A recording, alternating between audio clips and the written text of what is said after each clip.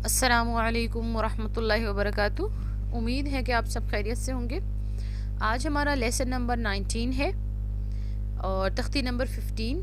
इसमें हम सीखेंगे तशदीद मा तशदीद, यानी कि जब डबल शद होता है तो उसको हमने कैसे अदा करना है। क्योंकि इसमें जो है अक्सर लोगों की ये गलती होती है कि जब डबल शद होता है तो उसमें एक शद अक्सर अदा किया जाता है, दूसरा शद रह जाता है। या तो पहला शद अदा कर दिया जाता है, दूसरा रह जाता है, या पहले को स्किप करके दूसरा पढ़ दिया जाता है। तो इस तरह तो इसकी जो है ज़्यादा प्रैक्टिस करनी चाहिए और बच्चों को भी प्रैक्टिस करानी चाहिए ताकि जब कुरान में है तो बच्चे कंफ्यूज ना हो।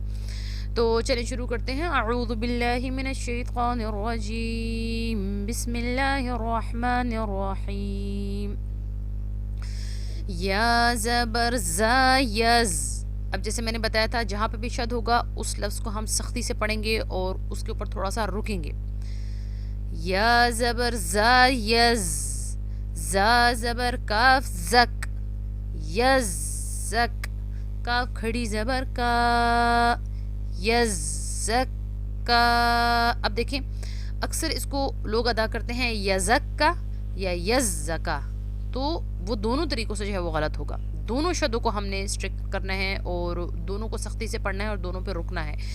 यज़्ज़क का। अब आगे है या ज़बर ज़ाल यज़। अब ज़ाल को ज़बान की नोक से अदा करेंगे। ज़ाल ज़बर काफ ज़क, यज़्ज़क, काफ ज़बर का, यज़्ज़क का। रो पेश रू, रो को मोटा अदा किया जाएगा। यज़्ज़करू। अब आगे हमज़ा ज़बर लाम अल, मीम पेश दाल मुद, अल मुद, दाल ज़बर सा दस, अल मुद्दस, सा ज़ेर सी। सा को भी ज़बान की नोक से, टिप ऑफ द टंग जो है हमारी ज़बान की नोक वो सामने वाले दांतों के बीच में आएगी। अल मुद्दस, सा ज़ेर सी, अल मुद्दसी। रो पेश रू, अल मुद्दसिरू। अब इसी तरह आगे करेंगे। वीडियो लंबी ना हो इसलिए मैं अब जोर से नहीं करती हूँ, इसी तरह जो है आपको कराऊंगी। लेकिन बच्चों को अगर हम कराएंगे तो फिर बच्चों को ज़रूर जोर से करवाना है ताकि वो सही से इसको समझ सकें। अब आगे करते हैं अल मुज़्ज़म्मिलु। अच्छा, इसमें एक और चीज़ है कि जब मीम के ऊपर शद होता है और नून के ऊपर शद होता है तो उस पर गुन्ना किया जाता है, उसको लंबा करते हैं। तो यहाँ पे हम इस मीम को लंबा करेंगे, दोनों शद भी पढ़े जाएंगे और मीम को साथ हम लंबा करेंगे। अल मुज़्ज़म्मिलु। आगे है इल्लियीन। अब देखें, या ज़ेर या है तो ये या जो है थोड़ा सा लंबा होगा। और स्टॉप करते हैं जब, तो फिर हम साइन नहीं पढ़ते, ज़बर नहीं पढ़ा जाएगा।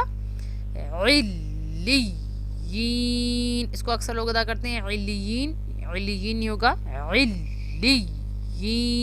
दोनों हरूफ को, दोनों पे शद है, दोनों हरूफ को सख्ती से पढ़ेंगे, उन पे थोड़ा सा रुका जाएगा। इसी तरह आगे है इल्लियून। अब यहाँ पे वाव मद्दा बन रहा है, या पेश वाव यून। और जब आखिरी लफ्ज़ होता है जहाँ पे हम रुकते हैं, फिर उस लफ्ज़ को हम थोड़ा सा स्ट्रेच करते हैं, ज़रा थोड़ा ज़्यादा लंबा होता है आम हरूफ की बनिस्बत। जब यानी कि अगर दरमियान में आएगा ये लफ्ज़ तो इतना लंबा नहीं होगा वाव मद्दा, लेकिन जब आखिर में आ रहा है जहाँ पे हमने स्टॉप करना है, फिर वो 3 अलिफ के बराबर जो है लंबा होगा, उसको हम ज़रा लंबा करेंगे और आराम से पढ़ेंगे। इल्लियून। अब आगे नून है, नून के ऊपर शद होता है, जैसे मैंने भी बताया था, नून के ऊपर शद हो या मीम के ऊपर शद हो तो उस पर गुन्ना किया जाता है। गुन्ना क्या होता है, नोज़ में साउंड जाता है और थोड़ी सी आवाज़ को लंबा किया जाता है। इन, ऐसे ये लंबा होगा। इन्नल्लज़ीना। अब देखें, यहाँ पे ज़ाल है, ज़ाल को ज़बान की नोक से अदा किया जाता है। हमारी टिप ऑफ द टंग जो है, ज़बान की नोक जो है वो दांतों के बीच में आएगी सामने वाले। और ज़ाल ज़ेर या, अब यहाँ पे या मद्दा बन जाएगा तो थोड़ा सा लंबा होता है। ज़ीना, यानी कि एक अलिफ की मिकदार में, यानी कि हम लज़ीना नहीं करते, लज़ीना, एक अलिफ लंबा किया जाता है। यहाँ पे गुन्ना भी लंबा करेंगे और ज़ाल ज़ेर के साथ या है, यानी कि या मद्दा बन जाएगा तो उसको भी लंबा करेंगे। इन्नल्लज़ीना। इसी तरह आगे है इल्लल्लज़ीना। दोनों शब्दों को सख्ती से पढ़ा जाएगा। आगे नून के ऊपर जज़म है, जब नून के ऊपर जज़म आता है तो हम वहाँ पे इख्फा करते हैं, वहाँ पे भी नोज़ में साउंड जाएगा और आवाज़ को थोड़ा सा लंबा करेंगे। म्यों اب یہاں پہ 3 شد اکٹھے آ رہے ہیں. جب 3 شد اکٹھے آتے ہیں وہاں پہ تو اکثر ایک ضرور جو ہے اسکپ ہو جاتا ہے لوگوں سے, تو اس چیز کا بہت دھیان کرنا ہے کہ اسکپ نہ ہو. دوسرا ادھر نون کے اوپر شد ہے تو اس پہ غنہ بھی کریں گے, اس کو لمبا بھی کریں گے. شر النفاثات. اب دیکھیں نون کو لمبا کریں گے اور جو ہے سا کو جو ہے اس کو زبان کی نوک سے ادا کیا جائے گا. شر النفاثات. آگے ہے فعال لما.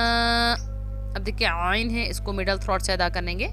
فعال لما. میم زبر کے ساتھ الف ہے تو ایک الف کی مقدار کے برابر اس کو ہم لمبا کریں گے. یورید.